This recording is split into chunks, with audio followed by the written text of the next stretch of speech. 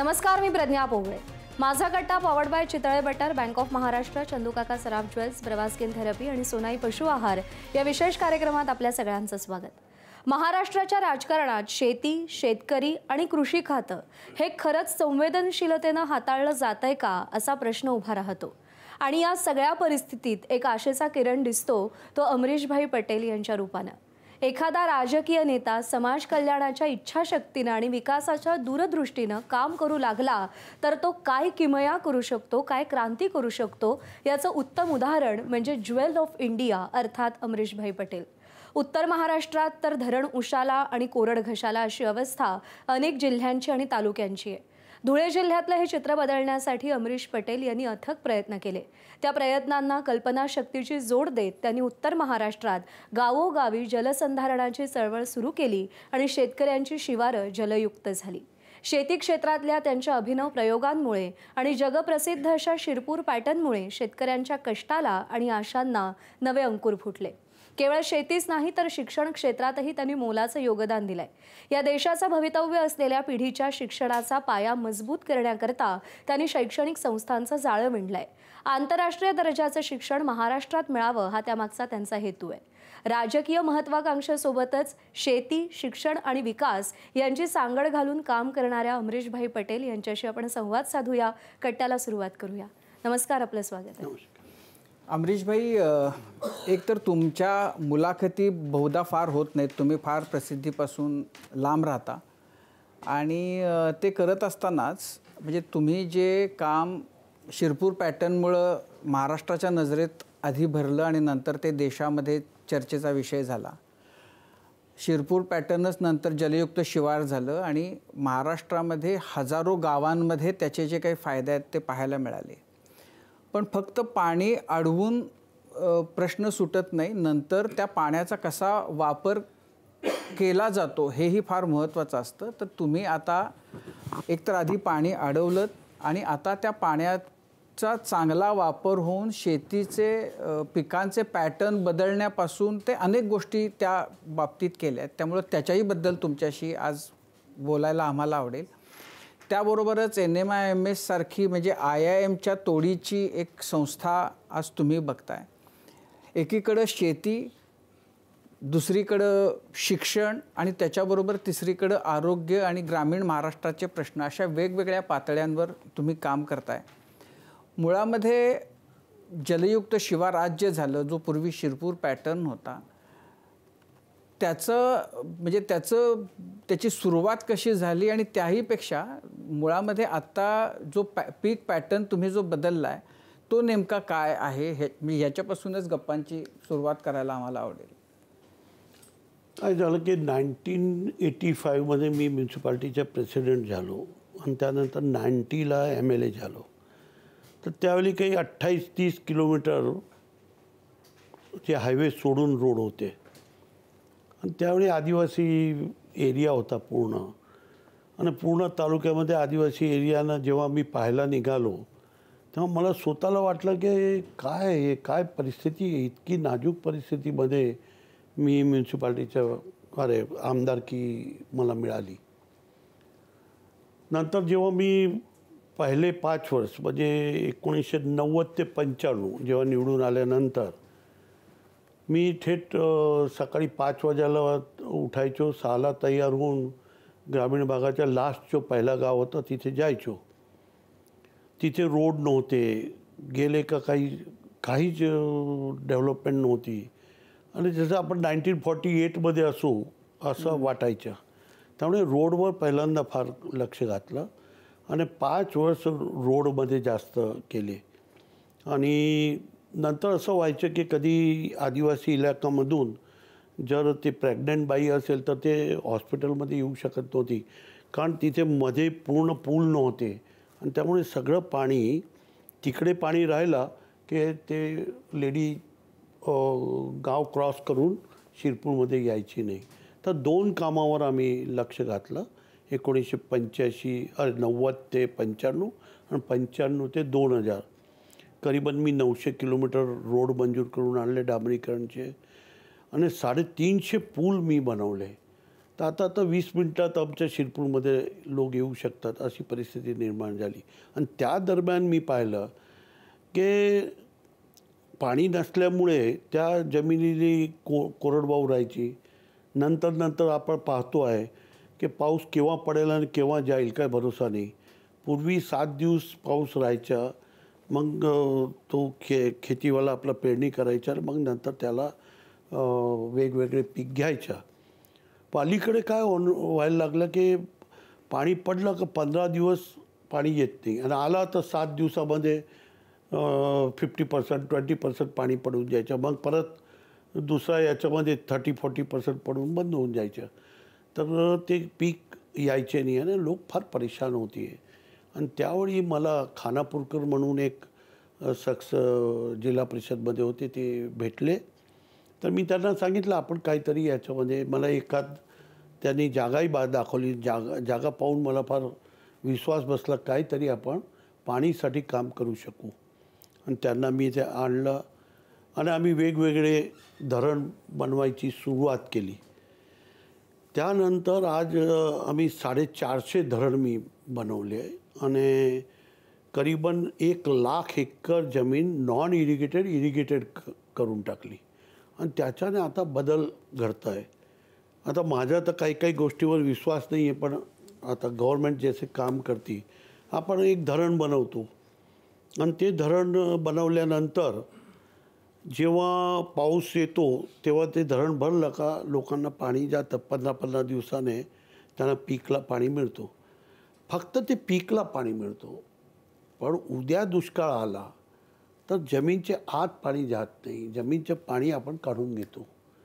आणि असंच प्रकारे सगळीकडे चाललं आहे. तर माझा तर बेसिक अनुभव असा आहे की जे तालुक्यामध्ये पाणी पडतं आहे ते कमीत कमी आपलं याच्यामध्ये जमिनीमध्ये जायला पाहिजे. आज आपल्याला पटणार नाही, मी 700 फूटच्या ॲव्हरेज पाणी मी कमीत कमी 200 फूटवर घेऊन आलो आणि कमीत कमी 20 फुटावर घेऊन आलो. ज्यावेळी 1967मध्ये त्या लोकांनी बोर केलं होतं त्यावेळी 65 फूटवर जे पाणी होतं तिथेही आम्ही आता 40 आणि 30 फूटवर पाणी. नाही, जेव्हा तुम्ही या कामाची सुरुवात केली तेव्हा एक तर पूर्ण तालुक्यात नसेल केलेली, काही भागामध्ये केली असेल. तर जिथं सुरुवात केली तिथं पाणी किती खाली गेलेलं होतं आणि आता तिथली काय स्थिती आहे? खाली नाही, काही जागावर तर पाणीच राहिलं नव्हतं. म्हणजे 500 फूटवर बोर केलं तर पाणीच संपलं होतं. जे 67मध्ये 65 असेल या 70 असेल. तर मी ज्यावेळी 2002मध्ये सुरुवात केली तर कितीतरी हजारो एकरमध्ये पाणी गायब होऊन गेलं होतं. आणि होता तर थोडाफार असा पाणी होता आणि लोकांना पीक टाकायला ते विचार करायचे. त्यावेळी आमच्या जमान्यामध्ये 2-4 हजार एकर केळी पिकायची, कारण केळीला पाणी फार लागतं. आज आपल्याला पटणार नाही, आमच्याकडे 1 करोड झाड केळीचे आहे. रेव्होल्युशन होऊन गेलं. आणि मागच्या 3 वर्षामध्ये लोकांनी 20 लाखपासून तर 4 कोटी रुपयेपर्यंत कमवणारे आमच्याकडे शेतकरी होऊन गेले. आणि यावर्षी बी 1 कोटी झाड आमच्याकडे आहे. 1 कोटी झाड म्हणजे साधारण किती एरिया त्याच्यामध्ये? समजा की हजारो एकर. 1 एकरमध्ये 3-4 हजार झाड येतात. हजारो एकर आता लागवड चालू झाली. आणि दुसरी त्याच्यामध्ये असं आहे की ते पूर्वी तर दिल्लीला पाठवायचे, मग श्रीनगरला, आता 1 नंबर आमच्या शिरपूरचं नाव आहे, ते सोडून आता लोक एक्सपोर्ट करायला लागले. आणि एक जमान्यामध्ये 500 रुपये केळी विकली जायची आणि त्याचा खर्च होता 3000 रुपये क्विंटलच्या. आता साहेब लास्ट 3-4 वर्षामध्ये परिस्थिती अशी झाली की 3000 रुपये क्विंटलपासून तर 1200 रुपये क्विंटलपर्यंत त्यांना पैसे मिळायला लागले. आणि 30 लाख, 40 लाख, 1 करोड, 2 करोड, 3-3 करोड रुपये कमवणारे शेतकरी आमच्याकडे तयार झाले. आणि ते एक टाईपचं रेव्होल्युशन तयार झालं. आणि माझ्या मनामध्ये एक होतं की त्यांच्याकडे शेतकरीला काय पाहिजे, तर ग्रामीण भागामध्ये त्याची जमीनमध्ये पाणी पाहिजे. कारण पावसाचा आता भरोसा राहिला नाही, एकदा पडतील तर 5 इंच पडून जातील आणि नाही पडणार तर 10 mm बी पडणार नाही. आणि त्यामुळे त्यांच्या जो शेतीला जे पाणी पाहिजे ते टाईम टू टाईम मिळत नव्हतं. आणि त्यामुळे आता आम्ही हे 3 टाईम पाणी देऊ शकू आणि 12 महिने पाणी देऊ शकू अशी लाखभर हेक्टर जमीन एकर जमीन पाणी खाली येऊन गेली. आणि मी 450 धरण बनवले. महाराष्ट्रात कोणाकडेही इतके 1 करोडपासून ते 175 करोड लिटर थांबू शकेल असे धरण मी बनवले. आणि 175 कोटीचा प्रश्न नाही आहे. पहिले 7 दिवस पाणी येईल, 175चं धरण भरून गेला, मग नंतर तो खाली होतो, मग नंतर आणखी त्याच्यामध्ये 50 कोटी परत सेकंड टाईममध्ये भरतो, परत तो खाली होतो, परत 25 कोटी भरतो आणि मग लास्टमध्ये आणखी फुल भरून देतो. त्यामुळे कमीत कमी एका डॅममध्ये 100 कोटी लिटरचा असला तर तो 300 कोटी लिटर पाणी नीचे उतरवतो आणि उचलणारा तितकं पाणी उचलत नाही. त्यामुळे 700, 800, 1000 फूटच्या पाणी जिथे पाणीच संपलं होतं तिथे काही जागा 20 फूट, 50 फूट, 70 फूट, 100 फूट पाणी येऊन गेलं. आणि त्यामुळे रेव्होल्युशन होऊन गेलं. लोकांना आता 100% माहिती आहे माझ्याकडे पाणी आहे, त्यामुळे मी कुठलंही पीक लावलं तर मला अडचण नाही आहे. त्यामुळे ते केळी जास्त लावतात आमच्याकडे, केळीवर जास्त विश्वास आहे. ऊस आहे आमच्याकडे आणि दुसरं 2-3 पीक जे कॅश क्रॉप आहे ते लोक घ्यायला लागले आणि थोडा थोडा आता रेव्होल्युशनमध्ये.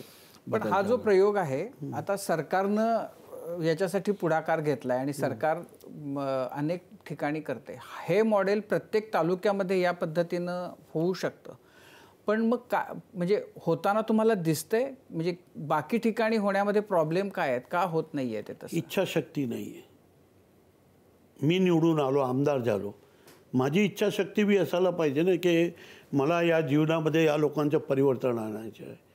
आणि मी पार्टी ठीक आहे बाजूला, पण मी सामाजिक लास्ट गरीब माणसाचं जीवन कसं बदलेल तर पहिलं आहे की त्याची जमीनमध्ये पाणी यायला पाहिजे. ग्रामीण भागाची गोष्ट करतो, शहरामध्ये त्याचा संबंध कमी आहे. पण ग्रामीण भागामध्ये जर आपल्याला उत्थान करायचं असेल तर सगळ्यापेक्षा पहिला काम आहे त्याची जमीनमध्ये पाणी यायला पाहिजे. त्या पाणीने तो थोडाफार पैसे जमेल तर त्याचा जीवन बदलत जाईल. काही लोक असे आहे की ते 2 टाईम जेवण तर स्वतःचं करतात, थोडाफार पैसे वाचतात, मुलांचं लग्न करू शकतात, सगळं करू शकतात. तर त्याच्यावर पाणीवर मी सगळ्यापेक्षा जास्त रोड आणि गटार आणि हे सगळं तो माणूस कुठलाही आमदार करू शकतो. पण हा महत्त्वाचं काम आहे की ज्याच्या जीवनामध्ये जर बदल घडवायचे असेल ग्रामीण जीवनामध्ये तर त्याची जमीनमध्ये पाणी यायला पाहिजे. 2 क्रॉप कमीत कमी घ्यायला पाहिजे, नाही तर 3 क्रॉप घ्यायला पाहिजे आणि त्याच्याने त्याचं जीवन दिवसेदिवसे बदलत जाईल. माझं असं मत आहे की 25-30 वर्षानंतर जे लोकांनी पाणीमध्ये लक्ष घातलं नाही आहे ते धीरे धीरे संपून जाईल आणि माझी केळीचा भाव जे आज 3000 आहे हे 5000 होऊन जाईल. आणि त्यावेळी त्यांच्याकडे केळी जे उगवणारे लोक आहे त्यांच्याकडे पाणीच नाही आहे तर पुढे काय करणार आहे? ऊस नाही आहे, ऊस उगवणारे त्यांच्याकडे खाली पाणीच नाही आहे तो काय करणार? आणि ज्यावेळी 2-3 वर्ष जर दुष्काळ आला तर साहेब माझं पाणी टिकून राहील. कारण माझ्या पाणी जी मी 65पर्यंतचा जो लेवल होती ते मी घेऊन आलो. म्हणजे 35-40 वर्षाची मी लेवल घेऊन आलेलो आहे. म्हणजे माझ्या तालुक्यामध्ये जिथे जिथे मी हे काम केलेलं आहे 30 वर्ष 35 वर्ष पाणी कमी पडणार नाही. आणि दुसरीकडे 1दा-3दा जर ड्रॉट आला तर त्याची हालत सगळ्यापेक्षा वाईट होईल.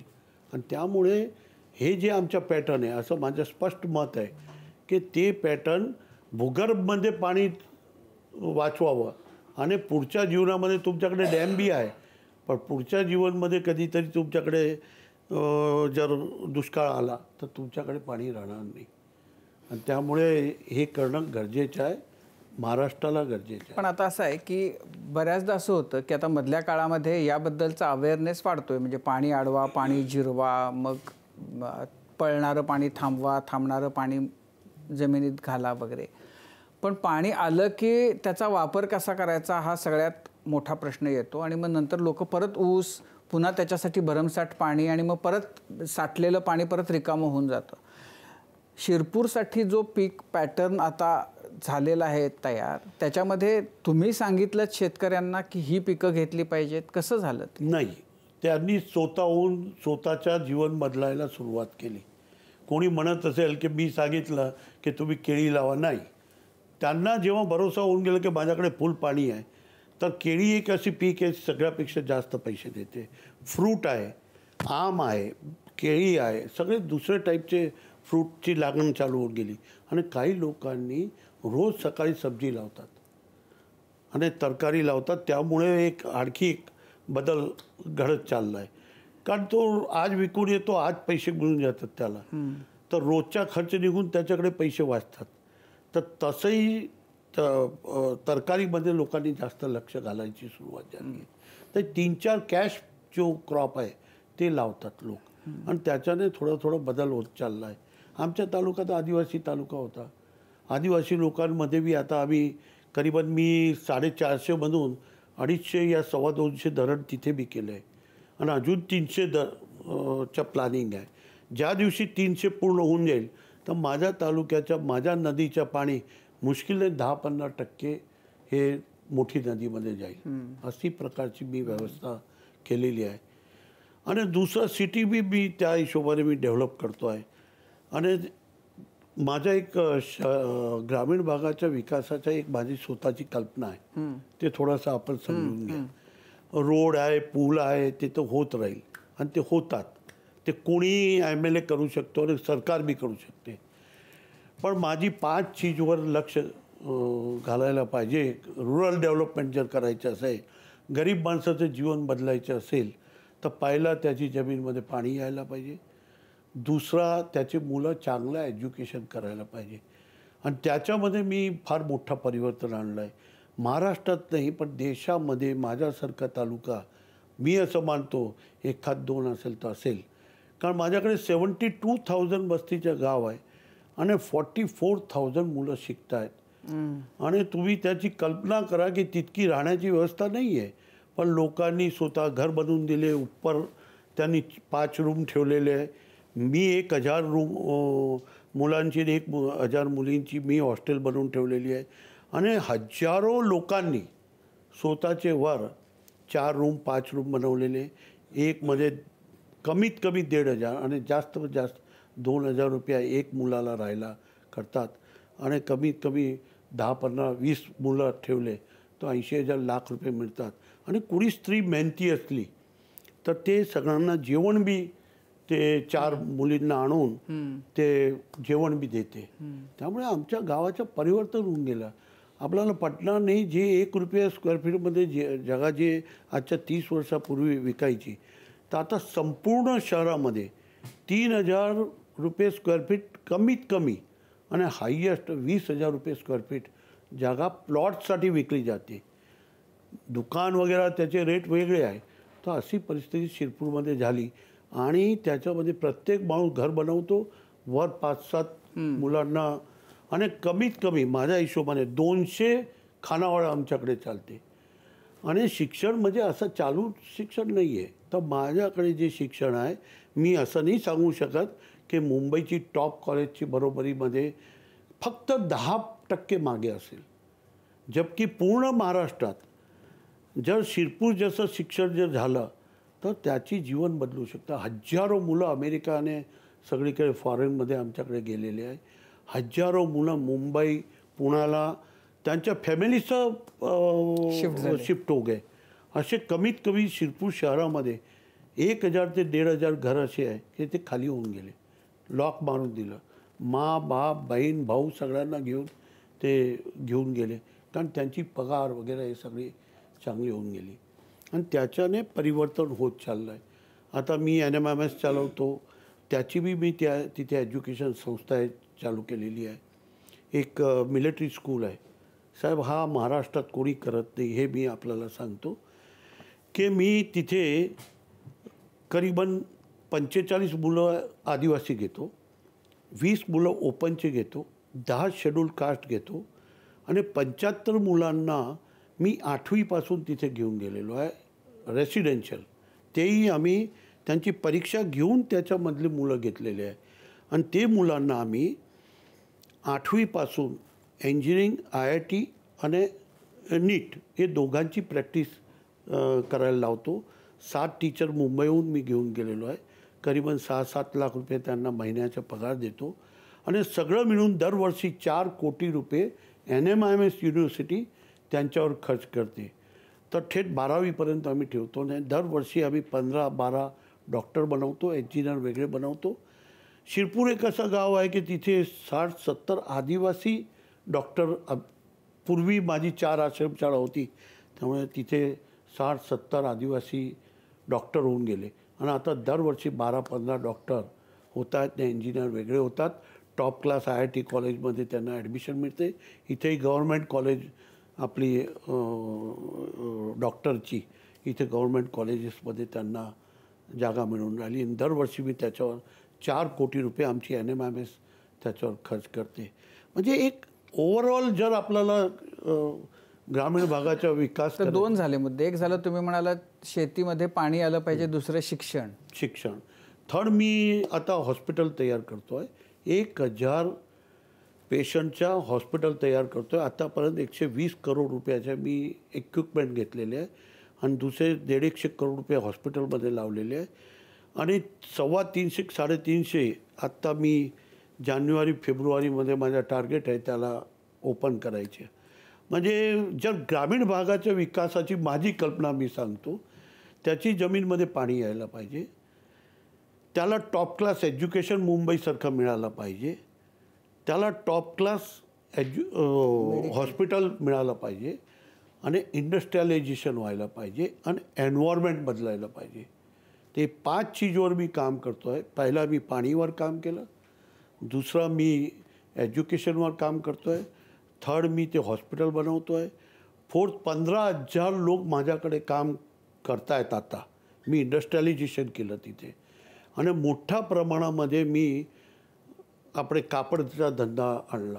रोज 1 करोड मीटर मी कापड बनवतो आणि त्याच्यामधून 1 लाख मीटर मी त्याला कलर करतो. म्हणजे दुनियातली नंबर 1ची मशीने माझ्याकडे आज आहे. जे मी आता सगळी जी मशीने आणलेली आहे सगळी जपान, जर्मनी आणि तिकडची मशीने. दुनियामध्ये मी म्हणतो इंडियामध्ये प्रायव्हेट कोई कंपनी असेल त्याच्यापेक्षाही शायद काही गोष्टीमध्ये मी वर आहे. ते माझ्या ज्याच्यामध्ये मोठे मोठे नाव आपण घ्या त्या लोकांची बरोबरीमध्ये एक इन्स्टिट्यूशन हे फॅक्टरीज तयार करी. चौथा मी असं म्हणतो की मी तुम्हाला सांगितलं की चौथं इंडस्ट्री झालं, 5वं एन्व्हायरमेंट. 5व्या एन्व्हायरमेंटमध्ये मी 6 लाख आतापर्यंत झाड लावलेले आहे आणि चालू जे दरवर्षी मी झाड लावायचं, कारण सगळे झाड कापून टाकले. आणि साहेब एक शॉकिंग न्यूज तुम्हाला मी देतो की मी 85ला इथला म्युन्सिपाल्टीचा प्रेसिडेंट झालो. त्या दिवसापासून ओपन स्पेसमध्ये जेव्हा कॉलनी बनते तर ओपन स्पेस म्युन्सिपाल्टीला त्यावेळी द्यायचे, तर तिथे मी निंबाचे झाड लावले. करीबन 60-70 हजार शायद लाख बी असेल तितके निंबाचे झाड लावले आणि ते 40 फूट होऊन गेले. आणि तुम्हाला एक आणखी शॉकिंग न्यूज देतो की जे आमच्याकडे पूर्ण जो जंगलचा भाग आहे तिथे मिळून वेगवेगळे याच्यामध्ये मी तुम्हाला प्रूफ देतो. शिरपूरमध्ये शहरामध्ये 450 mm पडलं तर पूर्ण तालुक्यामध्ये 300 mmचे खाली राहतो. आणि जेव्हा ओव्हरऑल संपलं तर शिरपूर लास्ट 10 वर्षामध्ये ग्रामीण भागामध्ये जंगल एरियामध्ये पेक्षाही आमच्याकडे 50 mm पासून 100 mm पाऊस जास्त पडतो.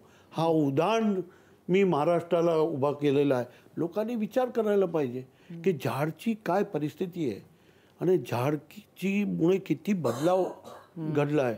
तर ती मी एन्व्हायरमेंट, आता मी गव्हर्मेंट ऑफ महाराष्ट्रामध्ये आपले फॉरेस्ट डिपार्टमेंटमधून 42 हेक्टर जमीन 30 हेक्टर जमीन मी घेतली त्यांच्याकडून. आणि तिथे मी आमचे हे संस्थाची परिस्थिती चांगली असल्यामुळे आम्ही तिथे त्यांच्यातर्फे करीबन 35,000 झाड लावले आणि त्याला ड्रीप करून दिलं. आज 10-10 फूट झाड होऊन गेले. जंगलमध्ये मोठ्या पर्वतवर आम्ही ते केलं आहे. आणि असे मी 3-4 जागावर सगळे मिळून 6 लाख झाड मी लावले. ते एन्व्हायरमेंटमध्ये मी माझं लक्ष आहे. म्हणजे पहिला आहे त्याची जमीनमध्ये पाणी, दुसरा आहे त्याला टॉप क्लास एज्युकेशन, थर्ड आहे त्याला एम्प्लॉयमेंट, फोर्थ आहे त्याला हॉस्पिटलद्वारे त्यांना हे करायचं आणि 5वं आहे एन्व्हायरमेंट. याच्या 5 चीजवर ग्रामीण जीवनामध्ये जर विकास करायचा असेल तर ते करायला पाहिजे असं माझं प्रामाणिक मत आहे. आणि ते प्रामाणिक जर ज्यांनी काम केलं त्याला निवडायची काही अडचण नाही आहे. मी 90ला 30,000 मताने आलो, 95ला 63,000 मताने आलो, 2000मध्ये शिवाजीराव पाटील, आपण नाव ऐकलं असेल, स्मिता पाटीलचे फादर, ते मराठा समाजाचे होते, त्यांना 30,000 मताने पाडलं. मग 60,000 मताने 2004मध्ये आलो. नंतर आमची जागा आदिवासी झाली. ज्या माणसाला मी आमदार बनवलं, तुम्हाला पटणार नाही, त्याला 2 जोडी कपडे बी नव्हते चांगले, त्याला सिवून इथे पाठवलं, काँग्रेसची तिकीट दिली, त्याला पहिल्यांदा 40,000 मताने आणलं. 13ची 14ची निवडणूक फार हे होती, BJPच्या साम्राज्य होतं आणि सगळे ते निवडून आले. त्यावेळी आम्ही 25,000 मताने आलो. थर्ड टाईम 40,000ने आलो. आणि आता त्याच माणसाला, ज्याला मी फर्स्ट टाईम निवडून दिला, 4 टर्म होऊन गेली, 4थ्या टर्ममध्ये महाराष्ट्रात हायेस्ट 1,45,000 मताने त्याला मी निवडून दिलं. कारण मी तर एकच घरचा माणूस आहे, माझ्याकडे तर 10च वोट आहे. पण लोक म्हणतात ना जातीवाद पाहिजे, जात पाहिजे, हे पाहिजे. हे मी प्रूफ करून दिलं की जो माणूस सामान्य गरीब आणि लास्ट माणसाचं काम करतो त्याला काही जातभात लागत नाही. हे महाराष्ट्रामध्ये मी पुरवार करून दिलं. आणि माझा तर 10 वोट असून आज बी मी चाहू त्याला मी सांगू की हे MLA, तर तो MLA होऊन जातो. आणि सरकारने मी माझी फार इज्जत ठेवली. 4दा मी आमदार होतो. आता 4 टाईमपासून त्यांनी मला MLCसाठी उभं करतात, मला निवडून देतात. पण मी तुमच्याबद्दलचं जेव्हा वाचत होतो, म्हणजे एक तर तुमचा जन्म उज्जैनचा, पण तुमचं कुटुंब मग शिरपूरला कसं आलं? सर काय होतं की उज्जैनमध्ये माझे काका राहायचे आणि त्यावेळी शिक्षण नव्हतं. तुमचं कुटुंब आहे मूळचं कुठलं? गुजरातमधलं? गुजरातमध्ये आणंदचं आहे. आणि तुमचं आणि वल्लभभाई पटेलांचं नातं आहे. काय नातं? सरदार पटेल माझे दादा लागतात. कसे की सरदार पटेलला 5 भाऊ होते आणि आखरी भाऊ जो काशीबाई होते, त्यांची मुलगी ही माझी मा आहे. म्हणजे त्यांची भाची माझी सख्खी मा आहे. आणि त्यामुळे माझ्या भावाची मुलगी पुतणी. आणि माझी दादी जी होती ते फार कमी वयामध्ये विडो झाल्या, 32 वर्षाच्या वयामध्ये. तर माझे वडील आणि 3 भाऊ होते आणि 1 बहीण होती. तर सगळ्यांना घेऊन ते सरदार वल्लभभाई पटेलच्या घरीच राहिले. ते DN हायस्कूल म्हणून तिथे 11वीपर्यंत शिकले. आणि मग जसे सरदार गेले, मग ते परत आमचे जे दादा होते, जे बिझनेसमॅन होते, त्यांचे भाऊ जे होते ते मोठे मोठे रेल्वेचे कॉन्ट्रॅक्ट घ्यायचे, ते इंदोरला राहायचे. मग उज्जैनला त्यांनी पार्टनरशिपमध्ये स्वतःची जे कमवलेलं होतं त्याच्यामधून 1 दिले मला. माझ्या वडील शिरपूरला आले, माझे काका भते तिथे गेले आणि तिथे आम्ही सगळे शिकायला जागा नव्हती शिरपूरला, त्यामुळे आम्ही उज्जैनला शिकलो. ते माझ्या काकाकडे शिकलो. पण मग ते शिरपूरला कसे आले? तर माझ्या वडिलांनी पेट्रोल पंप घेतला तिथे. त्यावेळी माझे दादा जे होते फार मोठे पेट्रोलचे डीलर होते. त्यांची करीबन 30-40 पेट्रोल पंप होते ऑल ओव्हर इंडिया. त्यामुळे कोणी ओळखीचा माणूस निघाला आणि ते दादाने आम्हाला, ते काही बोलल्यासारखं नाही आहे, त्यांनी वेगळं केलं. आणि मग ते जे ऑफिसमध्ये गेले माझे वडील आणि त्यांनी ओळख दिली. अरे तुझ्या दादाला तर मी ओळखतो, तुमच्या तिथे पेट्रोल पंप होते, मग काय झालं? तर ते वेगळी आमची फॅमिली ट्रस्टी आहे. तर त्यांनी सांगितलं की तू शिरपूरला एक पंप आहे, तू पा जाऊन. तर गेले. 5,000 वस्तीचं गाव होतं. माझी आईला घेऊन आले आणि माझी आईने बी सांगितलं तुम्ही जिथे राहणार तिथे मी राहील. मी उज्जैनला शिकलो आणि शिकल्यानंतर मी सीधा शिरपूरला आलो. अमरीजी, तुम्ही जे सांगताय ते ऐकताना थक्क व्हायला होत आहे. जितकं काम तुम्ही शिरपूरमध्ये केलं आहे. तुम्ही स्वतः आमदार होते त्यामुळे राजकीय इच्छाशक्ती होतीच. पण मग अडचणी काय आल्या? मुंबईहून तिथपर्यंत पैसा पोचणं, नंतर ज्या काय त्या फायलींमध्ये कामं अडकतात वगैरे, ह्या सगळ्यांवर तुम्हालाही मात करावी लागलीच असेल. थोडाफार झालं. कारण काय आहे की माझे संबंध सगळ्यांशी चांगले राहिले आणि सगळ्यांनी एक गोष्ट मान्य केली होती की चांगल्यासाठी करतो आहे. आता हे ऑफ द रेकॉर्ड बोलतो, आता तुम्ही काही रेकॉर्ड करू नका असं माझं मत आहे, पण ते रेकॉर्ड होतंय. ऑफ द रेकॉर्ड बोलतो. माझ्या जीवनात 5 रुपये मी कोणाकडून घेतले नाही. मी बिझनेसमध्ये कमवले आणि त्याच्यावर सामाजिक काम केलं मी. त्यामुळे प्रत्येक मिनिस्टर असो, कोणी असो ना, आज बी CM असो, ते सगळ्यांनी मला सामाजिक काममध्ये फार मदत केली आणि त्यामुळे माझं काम वाढत गेलं. बिझनेसमधून मी इन्व्हेस्टमेंट केलं, मी पैसे दिले, मी मोठा इन्फ्रास्ट्रक्चर तयार केलेला. आज माझ्याकडे करीबन 15-16 पॉकलेन स्वतःचे, 20-25 गाड्या आहे, ते 25-25 टनची आहे आणि ते आम्ही स्वतः 10 लाख रुपयाचं धरण असला तर आम्ही 10-1 लाख रुपये आम्ही टाकतो आणि त्याला मोठं धरण करतो आणि त्याच्यामध्ये हे सगळी जे पैसे आहे ते आम्ही वेगवेगळे धोरणमधून पैसे देतो आणि हे सगळे धरण उभे केले मी. पण म्हणजे मग अडचण कधीच आली नाही एवढे मोठे कामं करता? येतात, ते तो काही जीवनामध्ये येतो प्रसंग असतो. पण एक आहे की मला सगळ्यांनी मदत केली. कोणी माणसाने मला आजपर्यंत कुठलेही CM झाले, मी शरद पवार साहेब असताना पहिली तिकीट मला मिळाली आणि त्यावेळी त्यांचे एकदम जवळचे शिवाजीराव पाटील, स्मिता पाटीलचे वडील, ते एकदम त्यांचे राईट हँड होते. तरी माझ्यासारख्या माणसाला त्यांनी काही सर्वे केलं असेल, काय केलं असेल मला माहीत नाही, पण मला त्यांनी तिकीट दिली आणि पहिल्याच वेळी मी 30,000 मताने निवडून आलो. सगळ्यापेक्षा तारीफची गोष्ट अशी आहे, महाराष्ट्रामध्ये एक घडू शकतं की माझ्या घरमध्ये 10 वोट आहे, आता तर 5च राहिले, तरी मला लोकांनी 30,000 मत, 65,000 वोट, परत 30,000 वोट, परत 60,000 वोट, परत जे आमदारला सांगतो त्यांनी 40,000 वोट, परत 25,000 वोट, परत 50,000 वोट आणि आता 1,45,000 वोट. हे एक साधारण गुजराती फॅमिलीचं एकच घर माझ्या, तर महाराष्ट्राने उदाहरण देशाला दाखवलं आहे. हे बाकी जातपात लोक मानतात, मी तर काही त्या सगळी गोष्टीला मानत नाही, कारण मी तर महाराष्ट्रानं होऊन गेलो, आता इतके वर्षापासून इथे राहतो आहे, तर मी स्वतःला महाराष्ट्रानेच मानतो. पण तरी एक गुजराती समाजाच्या माणसाला लाखो लोकांनी मला निवडून दिलं, तर ते एक फार मोठी क्रांती असं मी मानेल. हे आता जातपातचं सगळं चाललं आहे, मी तर या सगळी गोष्टीला मानत नाही. हे माझं स्पष्ट मानणं आहे की जे माणसं चांगलं काम करतात त्याला महाराष्ट्र अभिमानाने उभं करतं आणि ते मला केलेलं आहे. अमरीशभाई, मला म्हणजे शेतीबद्दल आहे तुम्हाला विचारायचं आहे, पण आता तुम्ही हा राजकारणाचा विषय घेतला म्हणून आधी त्याच्याबद्दल विचारून घेतो. तुम्ही शिरपूरचे अनभिषिक्त सम्राट आहात, हे सिद्ध झालं आहे. 4 वेळा तुम्ही आमदार, 4 वेळा पावराजी आमदार, तुम्ही ज्यांना सांगितलं ते. इतका मोठा मताधिक्य वाढत कसं गेलं हे पण तुम्ही सांगितलं. पण हा जो शिरपूर पॅटर्न आहे राजकारणाचा, हा जिल्हा पातळीवर पण का नाही जाऊ शकला? तुम्ही खासदारकीला 2 वेळा पराभूत झालातच ना, मग बाकीच्या तालुक्यांना, धुळे जिल्ह्याला असं का नाही वाटलं की हा इतका भारी माणूस हा आपला खासदार व्हायला पाहिजे, आपल्या जिल्ह्याचं पण कल्याण होईल? ते साहेब, ते लोकांनी काही कमी नाही केलं, कारण काय माझा मतदारसंघ नव्हता. ज्यावेळी मी लोकसभामध्ये उभा राहिलो, माझा मतदारसंघ सोडून मी उभा राहिलो, तरी मी त्यावेळी 18,000 मताने पडलो, म्हणजे कुल 9,000 मताने पडलो. त्यामुळे लोकांनी मला भरघोस वोट दिले. जे समजत होते, ज्यांना असं वाटत होतं की हे आलं तर आपला तालुक्याचाही विकास होईल, आपला शहराचाही विकास होईल.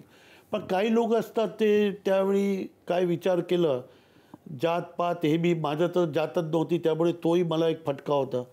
कारण करीबन समजा 5 लाखचे वर या 7 लाखचे वर मराठा समाजाचा मोठा वोटिंग होता आणि त्यामुळे मराठा समाजाचा माझ्यासमोर उभा होता. त्यामुळे पण बाकी लोकांनी वोट दिलेच, त्यांनीही दिले. पण काय होतं असं एक काय माणूस, कारण मला ओळखत नव्हते. नाही, पण तुमचा पॅटर्न तर माहिती होता ना. ते म्हणजे याचा माहित अर्थ म्हणजे हे एक काय म्हणूया त्याला की दुर्दैवी भागच आहे ना हा, की जातपात चालतंच ना. लोकांना माहिती आहे की हे इतकं भारी काम आहे, हे शाश्वत काम आहे, पाण्याचं काम आहे, शेती बदलली, शेतकऱ्याचं जीवन बदललं, आदिवासींचं जीवन बदललं, तरी पण लोकांनी काय प्रिफर केलं तर जातपात, धर्म, पैसा, बाकीच्या ज्या काही गोष्टी असेल. असं नाही वाटत तुम्हाला? नाही साहेब, काय झालं की माझा तालुका नव्हता आणि मी परका तालुक्यामध्ये उभा राहून गेलो. तर परका तालुक्याच्याही लोकांना वाटलं असेल की भाई जे नेता होते, अरे आपल्याला तिकीट मिळायला पाहिजे होती, हे कुठे आपल्या समोर येऊन गेला असं एक छोटासा पण मला त्याच्याने एक आनंद आहे की मी एक तालुक्याला जबरदस्त डेव्हलप करू शकलो. नाही तर मी जर 7 तालुक्यामध्ये गेलो असतो तर शायद माझा तालुका इतकं डेव्हलप झाला नसता आणि मी एक नवीन विचार देऊ शकलो नसतो. हा शिरपूर पॅटर्न जो आहे तो बाकीच्या आमदार का राबवू शकत नाहीत? सरांनी जे तुम्हाला विचारलं हे रेप्लिकेट का नाही होऊ शकलं? पुन्हा एकच राळेगण सिद्धी, एकच हिवरे बाजार, एकच शिरपूर किंवा शिरपूर पॅटर्न असं का होतं? आणि आमदार आहेत 288 आमदार आहेत, 288 लोक त्यांच्या विरोधात उभा असतात म्हणजे पक्षाचे प्रत्येक. तर ही लोक मिळून असं काही आपण एक जी अमाऊंट येते जो निधी येतो समजा आमदारकीसाठीचा, तर ती एक सर्टन अमाऊंट या पॅटर्नसाठी पाण्यासाठी आपण वेगळी ठेवू शकतो, असा काही विचार करू शकतील असं लोक नाही आहेत का आज तुमच्यासोबत? साहेब एक मी माझा उदाहरण देतो की मी तर एक गुजराती एकदम 10 वोटचा मालिक आहे. माझं असं मत आहे की जितके आमदार उभे राहतात आणि जे राजकारणामध्ये काम करतात त्यांनी जर शिरपूर येऊन शिरपूर टाईपच्या पॅटर्नने काम केलं, माझं असं स्पष्ट मत आहे कोणीच त्याला पाडू शकत नाही. आता त्यांनी स्वतःच्या मनामध्ये असायला पाहिजे, त्याची इच्छाशक्ती असायला पाहिजे आणि ती इच्छाशक्तीची कमी आहे असं मला वाटतं आहे. आणि दुर्दैवाने हे सांगावं लागेल की सामाजिक जीवनामध्ये तुम्ही जेव्हा काम करायला येतात तेव्हा लास्ट माणसाचा विचार करायला पाहिजे. एक गोष्ट मी आणखी सांगतो की आम्ही आता हॉस्पिटल करतो आहे, 1000 बेडचं हॉस्पिटल, 72,000ची वस्ती आहे. का करतो आहे की तो जो लास्ट माणसाला जी लूट चाललेली आहे, आता लूटच चालली आहे काही जागावर. मी आता ग्रामीण भागामध्ये साहेब मी तुम्हाला उदाहरण देतो की आम्ही असे करीबन 150-200 लोक मी इथे आणलेले आहे शिरपूरला की त्यांना सांगितलं 2 नसा बंद आहे, ब्लॉकेज आहे. धुळ्याला गेले तर बोले 2 ब्लॉकेज आहे, नाशिकला गेले तर 2 ब्लॉकेज आहे आणि बॉम्बेમાં आले तर बोले एक बी ब्लॉक नाही आहे. असे मी 150 लोक परत घेऊन गेलो. उदाहरण आहे, तुम्हाला पाहिजे असेल तर. काही लोकांना सांगितलं तुम्हाला बायपास करावं लागेल. आज शिरपूरमध्ये 3-4 उदाहरण आहे की ज्यांनी सांगितलं होतं बायपास करावं लागेल. मी मुंबईमध्ये एशियन हॉस्पिटलमध्ये आणलं, काही नाही, दवा सगळी फेकून दिली, एक दवा दिली. आज बी 30-30 वर्षापासून ते जिवंत आहे, नो बायपास. तर हे बदलाव घडायला पाहिजे. माझी थिंकिंग आहे की मी जे हॉस्पिटल करतो आहे नाही तर 72,000 वस्तीमध्ये कोण येणार आहे? 1000 बेडचं अत्याधुनिक हॉस्पिटल करतो आहे. त्याचं मूळ कारण असं आहे की जळगाव, धुळे, नाशिक आणि खंडवा आणि खरगोन ह्या डिस्ट्रिक्टला मला लास्ट माणसाला मदत करायची आहे. आणि जर हे अशी सगळी चांगली थिंकिंग जर तुम्ही ठेवली तर आहे ना आपल्याकडे 10 वेळी लोक निवडून आलेले आमदार आहे. हे काम करायला काय पैसे जास्त लागतात का? म्हणजे आमदारकी लढवायला जेवढे पैसे लागतात की त्याच्यापेक्षा कमीच पैशात तुम्ही शिरपूर पॅटर्न राबवला असेल किंवा सुरू केला असेल ना, का खूप पैसे लागतात? किंवा म्हणजे तुम्ही वेल टू डू फॅमिलीमधले होता, हा पण एक भाग आहे का? म्हणजे का लोक शाश्वत या अशा कामांकडे येत नाहीत? सर प्रामाणिकताने काम केलं ना तर पैशाची कमी पडत नाही. हा माझं उदाहरण आहे. मी प्रामाणिक काम करतो आहे, लोक माझ्याबरोबर आहे. नाही तर एक डॅम बनवायला देत नाही, आडे पडतात, माझी शेती जात आहेत, माझं हे जात आहे. पण मला लोकांनी साथ दिली आणि असे तर कितीही काम केले. आपण एकदा शिरपूर सगळे या. मी शिरपूर सिटीमध्ये साहेब 72,000ची वस्ती आहे, त्याच्यामध्ये मी प्रेसिडेंट होतो पहिल्यांदा. 85ला प्रेसिडेंट झालो, 98 नगराध्यक्ष झालो. आज शिरपूर एक असं गाव आहे महाराष्ट्रात, कोणाचा मी मुकाबला करत नाही, पण मी इतकं जरूर सांगू शकतो की 5 घर जिथे आहे तिथे कॉन्क्रीटचा रोड आहे, अंडरग्राऊंड गटर आहे, दोघेकडे पिण्याची लाईन आहे आणि लाईट आहे आणि 4 माळापर्यंत आमच्याकडे मोटर लागत नाही, ऑटोमॅटिक पाणी पोचते जातो. कारण 15 लाख लिटरवर 1,000-1,500 कनेक्शन ठेवलेले आहे. तर 5 माळापर्यंत पाणीची मोटर लागत नाही. हा एकमेव महाराष्ट्रात गाव आहे. मी दावाने सांगतो, पूर्ण महाराष्ट्रात फिरून या, असं सिटी तुम्हाला सापडणार नाही. आणि त्याच्या मागे प्रामाणिकता आहे. मी 85पासून प्रेसिडेंट होतो आणि आज बी माझ्या हस्ते माझ्याच अंडरमध्ये आहे. एक नगरसेवकने 1 रुपया खाल्लेला नाही. हा उदाहरण आहे. आणि हे तुम्ही इथे येऊन तुम्ही कोणालाही विचारू शकतात की तू काही वेळा तर काही नगरसेवक पहिल्यांदा एकदा उभे राहिले, पैसे खर्च करून निवडून आले, ते सांगतात आपल्याला उभं राहायचं नाही. कारण काय म्हणजे वहाँ जाके क्या फायदा आहे असंही बोलणारे लोक आहेत. पण आम्ही ते निर्माण केलं. आणि निर्माण साहेब असं नाही आहे, लोक फार समजदार आहे. जर तुम्ही त्यांच्या मनातली भावनाने चांगलं विचाराने काम केलं आणि पैशाच्या खाल्ले नाही, तर मी तुम्हाला सांगतो किती उदाहरणे महाराष्ट्रात ते स्वतः निवडून आलेले आहे. आणि मी आता उदाहरण आहे साहेब, 1 रुपया मला लागत नाही. मला जे काही आता दुसऱ्याला निवडायला लागतात पण मिनिमम, फार मिनिमम याच्याने निवडून येतो आमच्या. नाही पण आता एवढं मोठं हॉस्पिटल करताय, त्याला पैसा तर लागतोच ना. ते माझी संस्था देते आहे. तिथे मी मेडिकल कॉलेज काढतो आहे. तिथे आता आमची नर्सिंग कॉलेज तयार होऊन गेली. आता मी तिथे आपला आपला 4था कॉलेज मी आणतो आहे, आपला आयुर्वेदिक त्याचेही काम चालू आहे. होमिओपॅथिक आणणार आहे आणि मग ॲलाइड कोर्सेस आणणार आहे. माझं असं मत आहे की शिरपूरला पूर्णपणे मुंबईला जे मिळतं ते मला शिरपूरमध्ये निर्माण करायचं आहे. हे माझी जिद्द आहे. मी जिवंत राहिलो तर 100% मी ते पूर्ण करणार आहे. आणि माझी इथली संस्था बी मला मदत करते. इथले जे इलेक्टेड ट्रस्टी आहे तेही सांगतात काय नाही तुम्ही करा. ते येऊन गेले, जातात येतात, त्यांनाही आनंद आहे की ग्रामीण सामान्य गरीब माणसासाठी आपण काम करतो आहे. आणि त्यामुळे ते लोक तिथे मदत करतात, फुल मदत करतात. माझा प्रश्न असा आहे की तुम्ही जलसंवर्धनाची लोक चळवळ एक प्रकारे उभी केली, म्हणजे तुम्ही नेतृत्व केलं, लोकांनी सहभाग घेतला, लोक चळवळ मोठी उभी राहिली. पण आपण बऱ्याचदा बघतो की स्थानिक पातळीवर खूपदा प्रॉब्लेम्स येतात. म्हणजे तुम्हाला जरी वरून फंड्स मिळाले असतील इझिली, पण स्थानिक पातळीवर खूप जण म्हणजे त्यांच्या राजकीय हेवेदावे असतात, त्याच्यामुळे कुरघोड्या होतात. म्हणजे तुम्ही जर शहराच्या पातळीवर काम करत असाल तर कुठे छोट्या छोट्या गावांमध्ये तालुका पातळीवर विरोध होताना दिसतो बऱ्याच ठिकाणी. तर अशा वेळी तुमच्या बाबतीत नाही का झालं असं की स्थानिक लोकांनीच कुठेतरी विरोध केला आहे किंवा तुम्ही जे काम हाती घेतलंय त्याच्याबद्दल अपप्रचार करणं सुरू केलं, असं काही घडलं का? नाही, सुरूमध्ये आम्हाला थोडं दिवस हे तकलीफ झाली, पण एकदा त्याचे रिझल्ट यायला लागले. हजारो एकर जमीन पाणी खाली यायला लागली आणि त्यांच्या कुवामध्ये त्यांच्या जमीनमध्ये पाणी यायला लागलं. तर त्यांना माहिती आहे 3 क्रॉप घेऊ शकतो आपण. तर सुरुवातची 1-2-3 वर्ष असं चाललं, पण मग विरोध होणं बंद होऊन गेलं. आता कोणीही विरोध करत नाही. उलटा ते लोक रोज येतात, आमच्या नाल्याला तिथे पाणी थांबवा, तिथे थांबवा, ह्यासाठी लोक आमच्याकडे येतात. असं एक चांगलं वातावरण निर्माण झालं. आणि लोक, मी एक मत म्हणतो, तुमच्या मनामध्ये पाप राहिला नाही आणि तुमच्या मनामध्ये चांगली दृष्टिकोन राहिला आणि लोकांची जीवन बदलायची काही आपण योजना आणली, लोक मदत करतात आणि ते विरोधला मानत नाही. आता आमच्या विरोधात बी भाषण होतात, सगळं होतात, असं काही नाही. इलेक्शन आलं का सगळे भाषण करतात, पण मी त्याचा जवाब कधी देत नाही.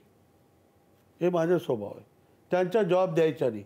मी 5 वर्षात हे सांगितलं होतं ते केलं, पुढच्या 5 वर्षामध्ये हे करणार आहे, पुढच्या 5 वर्षामध्ये हे करणार आहे. लोकांनी आमच्यावर विश्वास ठेवला. पण अमरीश भाई, अनेकदा असं होतं की एखादी गोष्ट परत परत जर समजा चुकीची सांगितली गेली आणि तुम्ही उत्तरच नाही दिलं, तर मग असा तर समज किंवा असं तर ते एस्टॅब्लिश होऊन जातं ना की कदाचित ते खरंही असेल. असं काही वेळ होतं, पण त्याचा जवाब देऊन टाकतो. एखाद प्रश्न असा निर्माण होतो, त्याचा जवाब देतो आम्ही. पण 99% बोलत नाही. 99% त्यांनी जे आरोप केलेले लोकांना माहीत असतं, इतके समजदार होऊन गेले. पण मला एक असं आठवतं की तुम्ही शिरपूरमध्ये सोन्याची रिफायनरी केली होतीत ना, त्याचं काय झालं? ते माझा ब्रदर होता, मुकेश भाई, आपण ओळखतात त्यांना. तर त्यांनी त्याचा ड्रीम प्रोजेक्ट होता. मग 2002ला ते वारले आणि माझ्या बसची गोष्ट नव्हती. त्यामुळे आमचे पार्टनर होते सुभाषजी, ज्यांनी GTV वाले, त्यांनी 40% इन्व्हेस्टमेंट त्यांनी बी केलं होतं. मग मी त्यांना सोपून दिलं. पण तिथं गोल्ड रिफायनरी म्हणजे तिथं काय व्हायचं? नाही साहेब, आपण तिथून 72 याचा गोल्ड आणायचे रॉ आणि त्याला 99 बनवायचं. असं काही मोठी हे नव्हती, पण प्रोजेक्ट एकदम चांगला होता. पण माझ्या बसची गोष्ट नव्हती आणि त्यामुळे मी काही. पण माझ्या बसची म्हणजे तुम्हाला काय अवघड आहे? साहेब अवघड काय होतं हे मी सांगतो तुम्हाला. माझा भाऊ वाढले त्यामुळे घरमध्ये कोणीच राहिला नाही, मी एकटा होतो. मी आमदार बी होतो, माझ्या घरच्याही पाहायच्या, मग एज्युकेशन संस्था पाहायची आणि माझी स्वतःची तिथे 20-25 फॅक्टरी, जे मी तुम्हाला बोललो नाही आहे, तिथेही 15,000 लोक आज एम्प्लॉय आहे, ते तालुक्याचे जे आहे ते सांभाळणं. आणि हा नवीन मॅटर होता, त्यामुळे मला थोडंसं ते जमलंच नाही आणि मी तिथे कधी गेलोही नाही. आणि त्यामुळे जीवाले आपले सुभाषजीला मी रिक्वेस्ट केली की माझ्याकडून चालणार नाही आणि त्यांनी 40% इन्व्हेस्टमेंट केलं होतं. पण मग ती सुरू आहे का बंद झाली? नाही, आत्ता बंद झाली. एक पण म्हणजे ॲक्च्युली शिरपूरमध्ये खरोखर सोन्याचा धूर निघत होता. म्हणजे ते असं म्हणतो तसं खरोखर सोन्याचा धूर निघतात, तर तो फॅक्टरी बंद झाली तरी म्हणजे आता निघतोय, आत्ताही सोन्याचा धूर निघतोय असं म्हणता येईल. साहेब एक तुम्हाला शॉकिंग असेल की आमच्याकडे 4-5 हजार केळीचे झाड लागायचे. यावर्षी 1 करोड झाड आहे तालुक्यात. ते रेव्होल्युशनच आहे ना, कारण केळीमध्ये 500 रुपयाचा खर्च येतो आणि आता 2500 पासून 3000 रुपये क्विंटल विकली जाते आणि वर्ल्डमध्ये एक्सपोर्ट होतो. हे रेव्होल्युशन आहे. पण एक आदिवासी भाग होता साहेब, त्याला बदलायला म्हणजे काही हे काही रातोरात तो बदलू शकत नाही. पण माझी आत्मा, माझी फॅमिलीची आत्मा, हृदय त्याच्यामध्ये होतं. इथेही राहतो तर माझा हृदय तिथे असतो, मी तिथेच पाहतो. आता मला इथली बी जबाबदारी आहे. मी मुंबईला NMIMS चालवतो, SVKMचा मिठीबाई, NM, DJ संघवी. आज जर तुम्हाला दाखवलं DJ संघवीमध्ये 1,000 मुलं घेतो. आज त्याची पहिली यादी आलेली आहे. 99 पॉईंट याच्यावर 8 कोर्सेस आहे. पर्संटाईल मी तुम्हाला आता दाखवतो. मी तुम्हाला प्रूफ देतो. 99ची. पण अमरीशभाई, तुम्हाला खूप फोन येत असतील ॲडमिशनसाठी, काय करता तुम्ही? आता मी तुम्हाला एक उदाहरण देतो. MBA आमच्या नंबर 1 पकडला जातो इंडियामध्ये. आम्ही 7वे-6वे नंबरवर आहोत. 4 IIM सोडून XLRI जमशेदपूर, मग इथे SP जैन आणि मग 7व्या नंबरवर आमचं नाव आहे. तर मी 600 मुलं घेतो आणि 600 मुलामध्ये त्यांच्या ॲव्हरेज जे आहे ते 26 लाख आहे. हायेस्ट 63 लाख रुपये मिळतात, नाही 20 लाख. डिसेंबरमध्ये त्यांची प्लेसमेंट होऊन जाते. मार्चमध्ये त्यांची एक्झाम होते. तर 1 नंबरवरती आहे. तिथे फार फोन येतात, जबरदस्त. ऑल इंडिया मिनिस्टरपासून सगळे फोन करतात. तुम्ही कसं काय करता? मी सांगतो तुम्हाला. मी एकालाही ॲडमिशन देत नाही. एक माझ्या मुलाला नाही दिली. माझ्या मुलाला नाही देताना सांगतो माझ्या मुलाला नाही मिळाली, तुम्हाला कसं मिळेल? आणि त्यामुळे आमचे जे 32 जे इलेक्टेड ट्रस्टी आहे ते चूप होऊन गेले. कारण त्यांचे भाचे, बांजे, मामा, काका तिथेच राहतात. ईस्ट वेस्टमध्येच राहतात. तुम्ही जिथे राहतात तिथे वेस्टमध्ये ते चूप राहतात. त्यामुळे एक निर्णय असं केला आहे की DJ संघवीमध्ये आणि ह्याच्यामध्ये कोणाचाच ऐकायचं नाही आणि सरेंडर करून टाकले सीटा. त्यामुळे आता तिथे त्रास नाही आहे.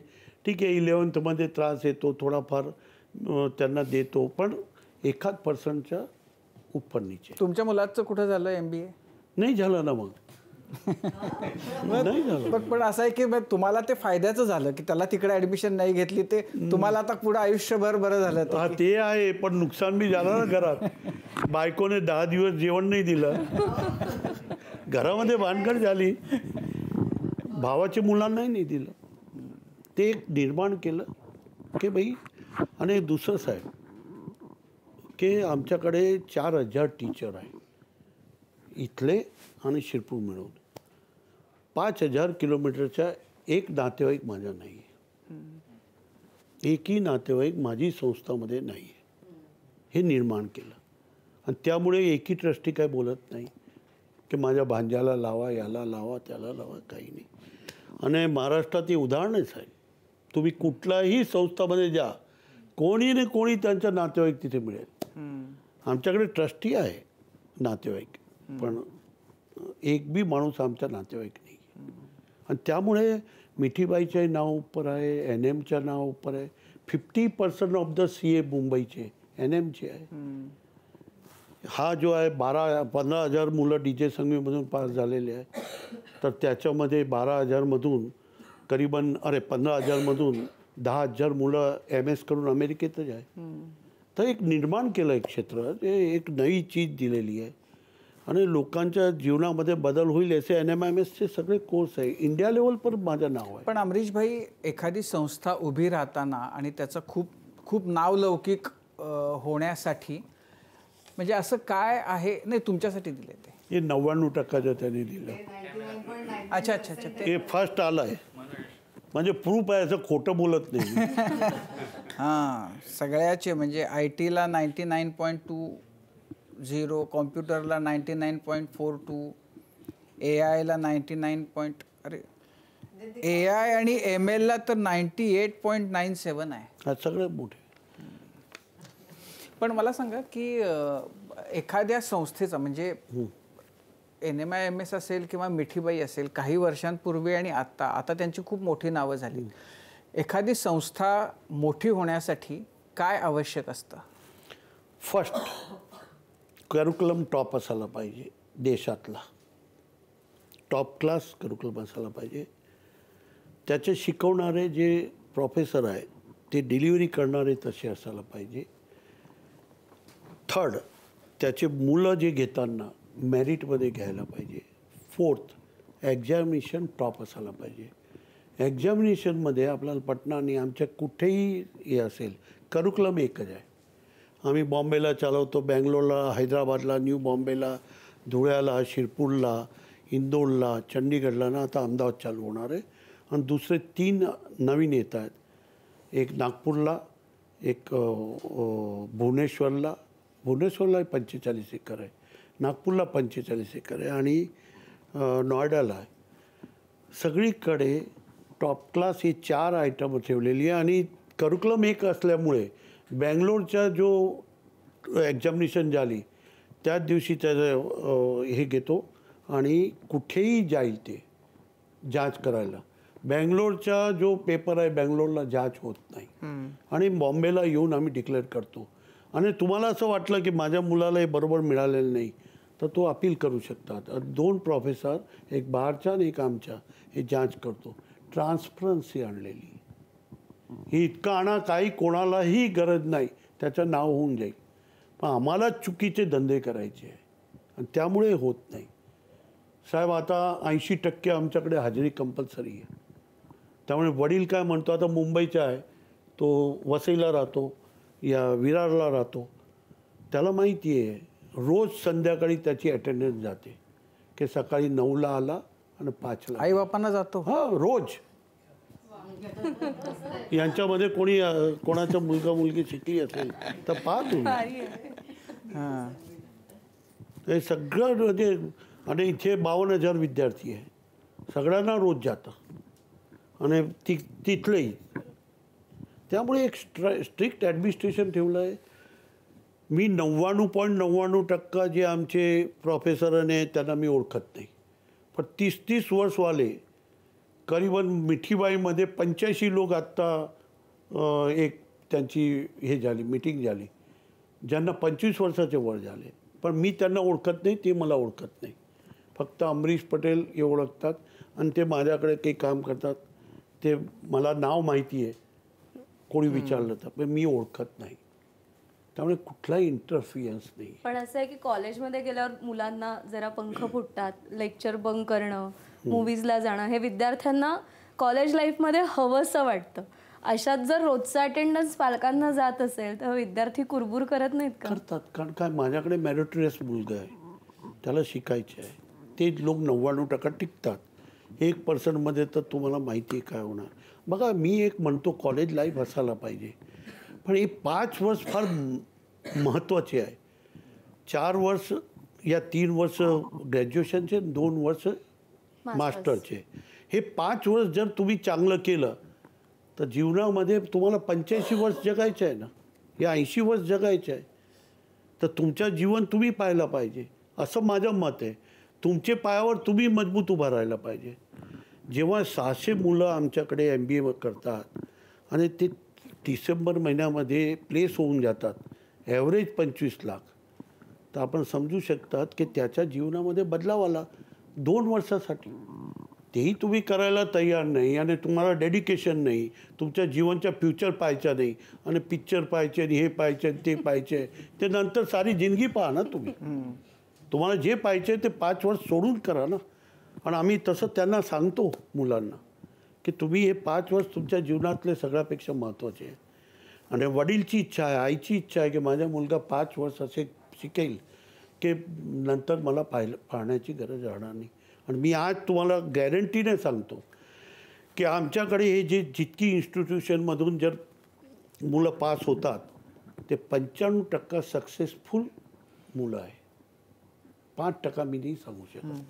सर, हे जे तुम्ही सांगताय त्यामुळे तुम्हाला असं वाटतं का की देशातल्या शिक्षण पद्धतीत पण बदल होण्याची गरज आहे? 100% बदल व्हायला जरूरत आहे. कारण मी सांगतो की युनिव्हर्सिटीमध्ये जे आजकाल चालू आहे ते ग्रामीण भागाने हे एक होतात आणि त्यामुळे युनिव्हर्सिटीमध्ये करिक्युलम बदलायला फार विरोध होतो. आता जग कुठे चाललं आहे आणि मी जगच्या 20 वर्ष मागे राहील तर मी कोणाचं नुकसान करतो आहे? ते इथला राहणारा मुलाचं नुकसान करतो आहे. आता सिंधुदुर्गचा माणूस जर बॉम्बे युनिव्हर्सिटीमध्ये निवडून आला आणि तो सांगेल की हे तुमचा करिक्युलम आम्हाला चालणार नाही, हे मुंबईचे लोक शिकू शकतात. जेव्हा 12वी सगळ्यांना सारखी आहे, 12वीमधून पास होऊन ते येतात, मग तुम्हाला करिक्युलम बदलायची काय गरज आहे? पण हे असं होतं काय, ते सांगतात करिक्युलमला नीचे करा आणि त्याच्याने लाखो विद्यार्थीचं नुकसान आहे. आणि मी आज सांगतो जे NMIMS आणि हे आम्ही जे पायंडा पाडला आहे आणि जे शिकवतो आहे ते मुंबई युनिव्हर्सिटीची कॉलेजमध्ये ते मजबूर आहे. या 2च जागा अशी आहे, त्या आता तुम्ही प्रदर्शित करायच्या कधी करायच्या तुम्ही पहा. 2च जागा अशी आहे, दिल्ली आणि चेन्नई, की ज्यांची करिक्युलम टॉप क्लास आहे. का आहे? कारण ते फक्त त्यांच्यासाठी आहे. मुंबईचं तसं नाही. मुंबईच्या युनिव्हर्सिटी थेट सिंधुदुर्गपर्यंत आहे. आता 900,000 कॉलेजेस आहे, तर त्याला बदलायला पाहिजे. आम्ही सगळ्यांना सांगतो की भाई याची 2-3 युनिव्हर्सिटी करून टाका आणि मुंबईला सेपरेट करा. कारण मुंबईचं वातावरण कॉस्मोपॉलिटन आहे, इथली बदल करायला पाहिजे. आणि तुम्ही 1948च्या शिकवणार तर काय फायदा होणार आहे? त्या मुलाचं तुम्ही मर्डर करतायत, असं माझं स्पष्ट म्हणणं आहे. सर, तुम्ही सामाजिक पातळीवरचं, शैक्षणिक पातळीवरचं खूप आमूलाग्र बदल व्हायला पाहिजे, तुम्ही घडवताय. पण ज्या क्षेत्रातनं तुम्ही आलाय राजकारण, त्या क्षेत्रात मात्र स्तर अतिशय खाली चालला आहे. हा पहिला प्रश्न. दुसरा प्रश्न, तुम्ही शालेय शिक्षण मंत्री असतानाच तुम्ही क्रीडा आणि युवक कल्याण मंत्री पण होतात. पण आज ते क्रीडा आणि युवक कल्याण मंत्री जे खातं आहे ना, ते खातं शिक्षा म्हणून दिलं जातं किंवा ज्याला नको असेल त्याला दिलं जातं. या 2 गोष्टींवर तुमचं मत काय? तुम्ही असं प्रश्न विचारला की मी काय बोलणार? ते खरं आहे, ते माझ्या मनात तो प्रश्न, मी मतदार आहे.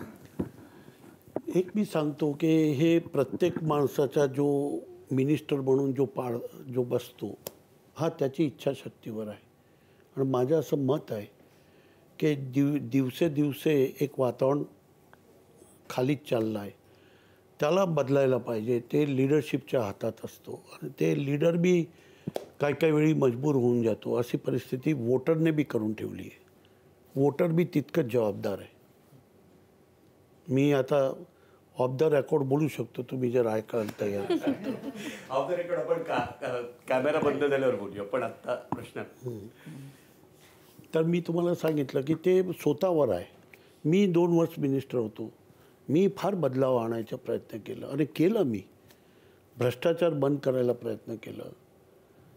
पाठ्यपुस्तक मंडळमध्ये चेंज केलं. ते लोकांना त्यावेळीचे जे लोक होते त्यांना माहिती आहे मी करोडो रुपये वाचवले. पण आता हे स्वतःच्या बनावं काय, पैसे आम्हाला नको का? पैसे प्रत्येक माणसाला पाहिजे. तुमची इच्छाशक्ती पाहिजे, तुमच्या मॉरल तुम्हाला सांगायला पाहिजे की मी हे करायचं की नाही करायचं. जर सगळ्यांनी विचार केला तर गांधी युग येऊ शकतो. सर खरं तर आपण आता एज्युकेशनबद्दल बोलतोय तर त्याचाही एक प्रश्न आहे आणि जलयुक्त शिवारबद्दलही आहे. एज्युकेशनचा हा प्रश्न आहे की इतक्या टॉपच्या इन्स्टिट्यूट सध्या तुम्ही चालवतायत, मग NMISS असेल किंवा सांगवी कॉलेज असेल, तिथे जे मुलं येतात म्हणजे आता तुम्ही पर्सेंटाईल दाखवले 99.99 पर्सेंटाईल, पण हे सगळे त्याच एज्युकेशन सिस्टीममधनं येतात जिथे 1ली ते 8वी परीक्षा नाही, मुलं नापासच होत नाही, 10वीत मेरिट लिस्ट नाही कारण मुलांना वाईट वाटायला नको, 12वीत मेरिट लिस्ट नाही आणि मग ते तुमच्या हातात येतात. तुम्हाला वाटतं विद्यार्थ्यांचा स्तरसुद्धा आणि त्यांना बेसिक जे नॉलेज आहे त्याच्यातसुद्धा कमतरता आली आहे आता?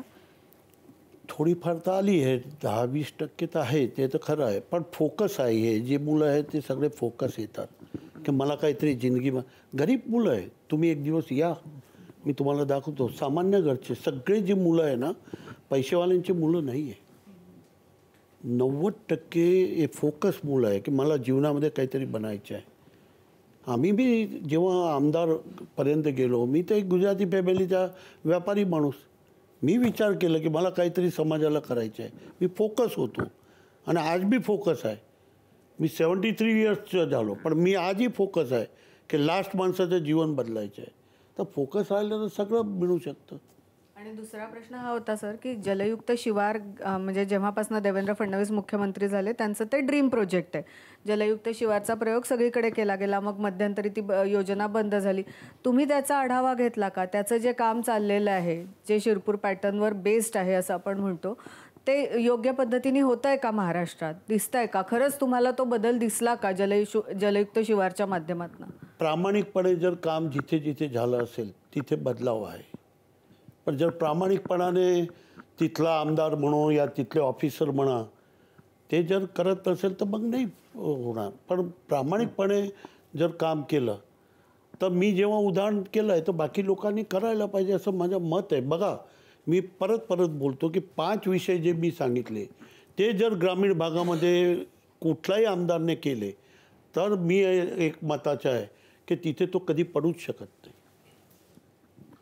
सर, शिरपूरसाठी तुम्ही शेती, शिक्षण, आरोग्य, रस्ते आता काय करायचं राहिले? मला आता सगळ्यापेक्षा जास्त एन्व्हायरमेंटवर लक्ष घालायचं आहे. त्यामुळे मी 5-7 वर्षापासून झाड लावतो आहे. आणि एक जमान्यामध्ये करोडो झाड होते आमच्या तालुक्यात, ते आता नाही आहे. तर माझा एक विचार आहे की त्याच्यावर जास्त लक्ष, एन्व्हायरमेंटवर लक्ष घालायला पाहिजे. आणि मेन जे आपला हे आहे जे दवाखाना आहे, हॉस्पिटल आहे, त्याच्यावर लक्ष घालायचे. 2 गोष्टीवर मी थ्रस्ट करणार आहे. एज्युकेशनवर तो करतो आहे, बाकी बी करतो आहे, पण याच्यावर मला लक्ष घालायचे. पण एकीकडे तुम्ही इंडस्ट्रियलायझेशन बद्दल बोलताय. इंडस्ट्रियलायझेशन आणि एन्व्हायरमेंट हे एका वेळी कसं साधू शकतं? होऊ शकतं. आता या तुम्ही एकदा आमच्याकडे, सगळं एकदम आम्ही तिथे झाड बी लावलेले आहे. तिथे एन्व्हायरमेंटचं जे बी पाणी बाहेर निघतं ते एकदम वर्ल्ड क्लास ही सिस्टम तयार केलेली आहे. सगळं होऊ शकतं. त्याच्या हृदयमध्ये असायला पाहिजे की मला असं करायचं आहे, तर सगळं जीवनामध्ये सगळंच होऊ शकतं. पण अमरीशभाई, हे सगळं करताना गुजराती कुटुंबातला असल्याचा तुम्हाला खूप फायदा झाला आणि खूप त्याचं काही वेळेला नुकसानही होत असेल. फायदा झाला का नुकसान झालं तुम्ही गुजराती असल्याचं? नाही, मी तर ते त्या तरफ पाहिलंच नाही कधी. मी स्वतःला आज बी महाराष्ट्राने मानतो. पण समजा तुम्ही गुजराती कुटुंबातले नसता तर तुम्हाला काय फायदा झाला असता, किंवा काय आता काय जर मराठी म्हणजे गुजराती कुटुंबातले नसता तर काय फायदा झाला असता? तर तसं तर मला कधी विचार कधी केला नाही. पण मी स्वतःला महाराष्ट्रामध्ये इतक्या वर्षापासून राहतो, मी स्वतःला महाराष्ट्रीयन मानतो. आणि मी माझ्या गावामध्ये जाऊन करू शकलो असतो. माझी गावामध्ये एज्युकेशन संस्था काढू शकलो असतो गुजरातच्या. मी नाही गेलो कारण माझ्या इथल्या माणसावर ध्यान आहे, माझ्या शिरपूरच्या महाराष्ट्रीयन माणसावर. म्हणजे मी स्वतःच महाराष्ट्रीयन, मी त्याच्यावरच माझं लक्ष आहे. मुंबईला आहे, मी का जाऊन ते माझ्या गाव जिथे आहे, सोजित्रा म्हणून गाव आहे आनंदच्या जवळ, तिथेही करू शकलो असतो. पण मी म्हणतो माझा काही संबंध नाही आहे. ज्या माणसाने मला मोठं केलं, ज्या लोकांनी मला माझ्यावर विश्वास ठेवला, त्या लोकांसाठी करायचे. अमरीशभाई, तुम्ही एक विजन पाहिलं, एक स्वप्न पाहिलं शिरपूरसाठी. आता ते स्वप्न पूर्ण करण्यासाठी तुम्हाला काही टीम लागणार होती. त्यात बहुतेक सगळ्यात जास्त नाव जे घेतलं जातं शिरपूर पॅटर्नसोबतच ते तुम्ही आणि सुरेश खानापूरकरांचं. तर त्यांच्यापर्यंत तुम्ही कसं पोहोचलात आणि शिरपूर पॅटर्न एक नटशेलमध्ये आपल्या कट्ट्याच्या प्रेक्षकांसाठी सांगा ना परत. ते काय झालं की मी मिनिस्टर असताना एकदा खानापूरकर मला जिल्हा परिषदचे वॉटर सप्लाय डिपार्टमेंटमध्ये होते, तर ते मला रोज सांगायचे आणि त्यावेळी माझं खरंच लक्ष नव्हतं पाणीवर आणि ते मला सांगायचे चला माझ्या पाणीचं पहा, मला पाणीचं पहा. तर एक दिवस मी नाहीच म्हणायचो, एक दिवस माझी गाडीच्या पुढेच बसून गेले, बोलले तुम्हाला रस्त्यामध्येच माझं काम आहे तर तुम्ही चला. मग मी मजबूर होऊन गेलो की इतक्या दिवसापासून सांगतात जाऊन पाहू. तर आम्ही तिथे जाऊन पाहिलं तर त्यांनी एक नदीमधून असे 2 पाईप आणले होते, 2 फिल्ट्रेशन हे बनवले होते. पहिला फिल्टरमध्ये आला, मग दुसरा फिल्टरमध्ये आहे आणि 12-12 इंचचे पाणी त्यांनी कुव्यामध्ये टाकलेले होते. तर मी खाली पाहिलं तर 12 इंच पाणी तर पडत होता, पण पाणी दिसत नव्हता की पाणी का जा रहा है. तर त्यांनी सांगितलं पाणी भूगर्भमध्ये जातं. मी भूगर्भमध्ये का, म्हणजे 500 फूटपर्यंत पाणीच नाही आहे, त्यामुळे ते भरत आणतो आहे. तर मला ते पटलं. तर मी त्यांनी सांगितलं की तुम्ही रिटायर झाल्यानंतर माझ्याकडे या. मग बोली येतो. मग 1 वर्षभर एक त्यांना नेता मिळाले, त्यांनी भाषण करायला त्यांना ठेवलं, भाषण करत राहिलं. काही तुम्हाला माहिती आहे लोक बी तयार नाही, काही केलं नाही. मग एक दिवस मी माझी स्पिनिंग युनिटवर बसलो होतो, ते आले आणि बोले मला काम करायचं. म्हणजे ठीक आहे. तर मी पगार त्यांचा नक्की केला, एक गाडी दिली आणि एक पॉकलेन दिलं आणि तिथून सुरुवात झाली. पण मग काय झालं की 5-7-8 वर्ष त्यांनी काम केलं. मग नंतर लोक बी त्यांना बोलवायचे इकडे तिकडे आणि त्यामुळे ते माझ्याकडे लक्ष नाही होतं आणि थोडा ते गरम दिमागचे होते. ते 15 दिवस झाले की राजीनामा द्यायचे, 15 दिवस झाले की राजीनामा द्यायचे आणि मी समजूत घालत राहायचो. एक दिवस मग मी सांगितलं की खरंच जायचं. हा बोले खरंच जायचं. तर ठीक आहे ॲक्सेप्ट करा, दुसरा लाडू. मग एक इरिगेशनचा ऑफिसर रिटायर झाला, त्याला घेतलं.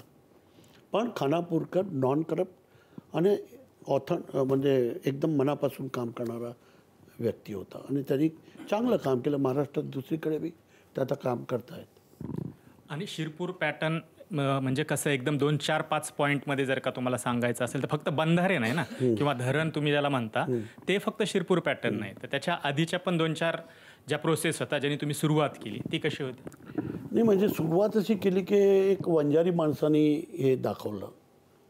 हे खानापूरकरचा आयडिया होता विहीर भरण करायचं आणि त्या माणसाने मला सांगितलं की आम्हाला रिपेअर करा, एक धरण बांधलेलं आहे तर ते रिपेअरिंग पाणी निघून जातं. तर आम्ही त्याचं 3-1 लाख रुपये त्या जमान्यामध्ये खर्च केले आणि त्याचे 20 विहीरमध्ये पाणी येऊन गेलं पहिल्याच वर्षी.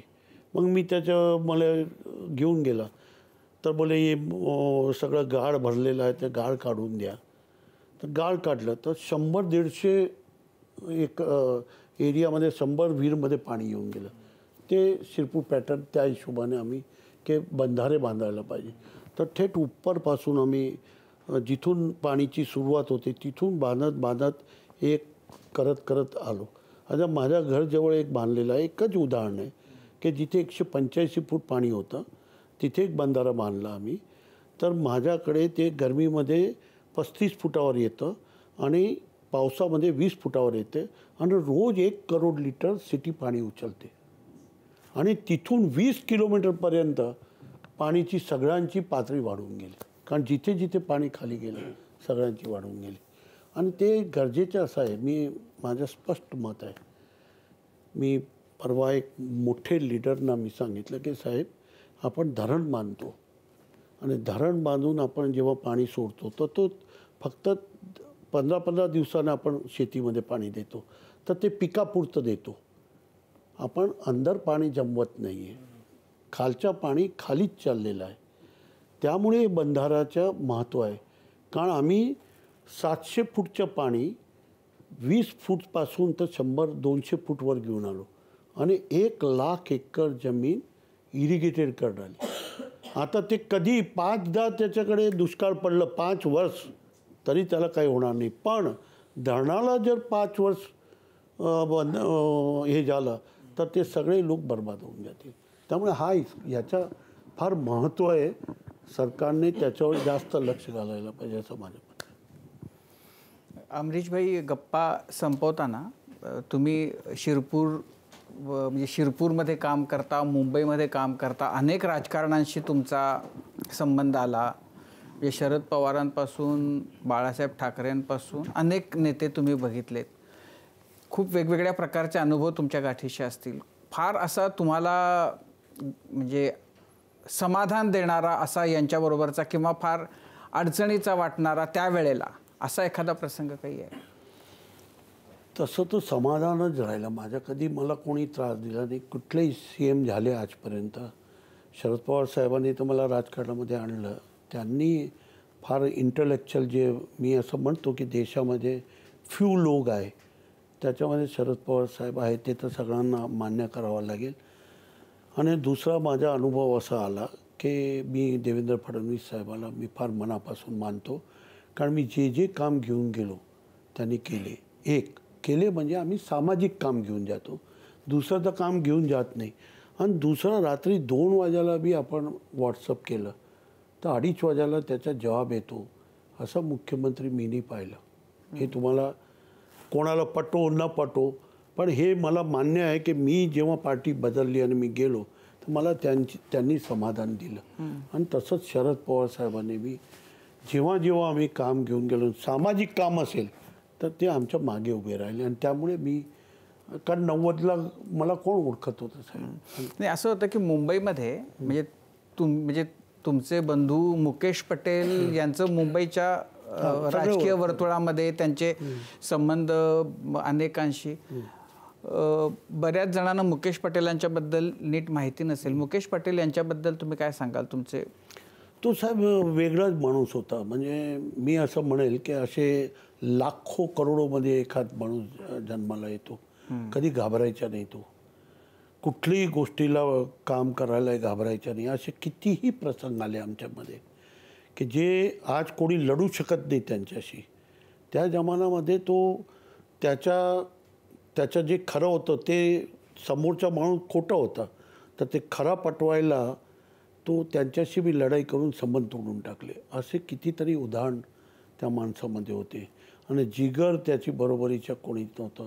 आणि एकदा एक फार मोठी लढाईमध्ये त्यांना मी फोन केला, अरे मुकेश भाई, ये क्या कर रहे हो यार, तुम ये बंद करो, अपन बिजनेसमॅन आहे, अपने को त्रास होगा ये होगा. आणि आमचा मोठा बिजनेस होता, त्यामुळे ते म्हणे, अमरीश भाई मेरा सब बिक गया चलेगा, मेरे को 2 टाइम की रोटी शिरपूर में देना. हा असा नेचरचा माणूस होता. म्हणजे मी बर्बाद होऊन गेलो तरी चालेल, पण हे लढाई जी आहे ते राईट माझी लढाई आहे, तर मी ते लढाईसाठी मरून गेलो तरी चालेल. हा या टाईपचा माणूस होता. डेअर डेव्हिल, विचारच करू शकत नाही. म्हणजे जिथे लोकांचे विचार संपायचे तिथून त्याचे विचार चालू व्हायचे. आता लिमोजिन त्यावेळी आणली होती, आपल्याला माहीत असेल, तर 20 वर्ष पुढची थिंकिंग होती. तर तो फार पुढचा थिंकर होता.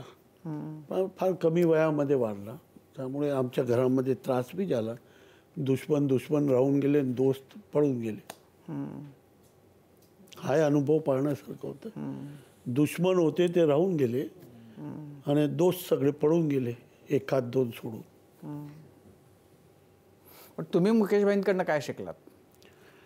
साहेब, मी त्याच्याकडे आमचे दोघांचे विचार वेगळे होते. कारण तो फार डेअर डेव्हिल काम करायचा, मी लोकी राहून काम करायचो. मला अजूनही लाखो लोक ओळखत नाही. म्हणजे मी लोकी राहतो आणि काम करतो. सकाळी आताही मी 11 वाजायला येतो, संध्याकाळी 8 वाजायला घरी जातो. पूर्ण इन्स्टिट्यूशनवरच माझं लक्ष, बिझनेसवर माझं लक्ष नाही, ते मुलांना दिलेलं आहे. मुकेशभाई एकदम वेगळे होते. ते भयंकर होते. भयंकर शब्द वापरला म्हणजे समजून घ्या. मी बोललो ना, जिथे लोकांची विचारशक्ती स्टार्ट होत होती, फिनिश होत होती, तिथून त्याची स्टार्ट होत होती. अनबिलिव्हेबल माणूस असं. गेले तेव्हा काय वय होतं त्यांचं? 48 होतं. त्याला ALS झाला होता. हे आपला मेंदू जे आहे त्याचे सेल डिग्रेड व्हायचे आणि असे कुल 50,000 लोकांनाच ते रोग आहे. त्यामुळे त्याची दवाची शोध होती. सर हॉकिन्स होते, त्या टाईपचे मेंदूचे 5-6 रोग आहे. त्याच्यावर काही इलाज अजून मिळालेला नाही. ते जनरेशनच्या मुळे आलं असेल, या माझे दादा जे 32 इयर्समध्ये ऑफ झाले होते त्यावेळी असं काहीतरी असायला पाहिजे असं वाटतंय. सध्या जर विचार केला तर शेती, आरोग्य, शिक्षण आणि उद्योग हे 4 महत्त्वाचे स्तंभ आहेत ज्यावर राज्याची प्रगती अवलंबून असते. एन्व्हायरमेंट अर्थात. पण सध्या याच क्षेत्रांमध्ये काहीसा अनागोंदी कारभार निर्माण झालाय का असा प्रश्न आम्हा सगळ्यांना पडतो. आणि अशा ह्याच्यामध्ये याच क्षेत्रांमध्ये जास्त काम तुम्ही करताय, आदर्श काम तुम्ही करताय, त्यामुळे राज्यातल्या राजकारण्यांनी एक आदर्श तुमचा समोर ठेवून तो कित्ता गिरवला तर महाराष्ट्राचं भवितव्य निश्चित उज्ज्वल होईल. कृषीमूलम जगत सर्वम म्हणजे कृषी हेच जगण्याचं आणि जगाचं मूल आहे असं मानून तुम्ही जे काम करताय ते काम असंच अविरत पुढे चालू राहू दे आणि संपूर्ण महाराष्ट्र शिरपूरप्रमाणे समृद्ध होऊ दे, हिरवागार होऊ दे अशी अपेक्षा व्यक्त करते. आज कट्ट्यावर आलात त्याबद्दल मनापासून आभार. थँक्यू. आणि यासोबतच माझा कट्टा powered by Chitale butter, bank of Maharashtra, चंदूकाका Saraf jewels, बरवा स्किन थेरपी आणि सोनाई पशु आहार या विशेष कार्यक्रमात आत्ता इथेच थांबूया. प्रत्येक बातमीच्या अपडेट्ससाठी पाहत रहा एबीपी माझा.